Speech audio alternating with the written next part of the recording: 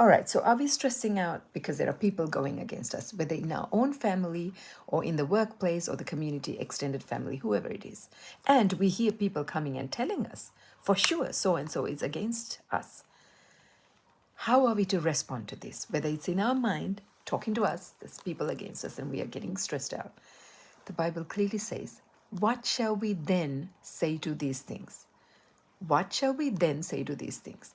If God be for us, who can be against us? Love it. It clearly doesn't mean there's not going to be anybody against us. There will be people against us.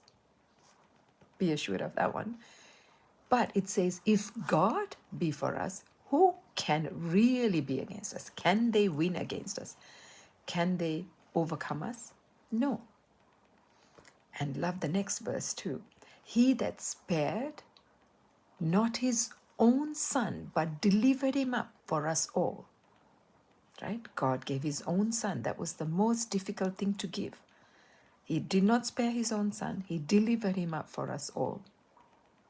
How shall he not with him also freely give us all these things? So when we are facing any trouble, whether it's people going against us or whether we don't have food, shelter, whatever it is that we need, when we come to him, we ask in faith. And how do we increase our faith?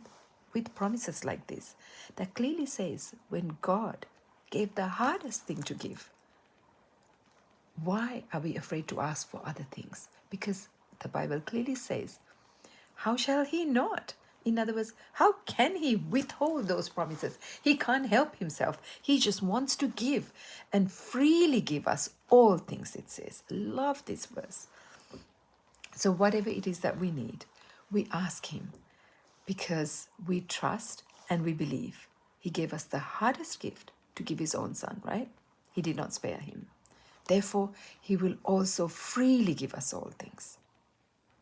And he cannot do anything less because that is God. Amen.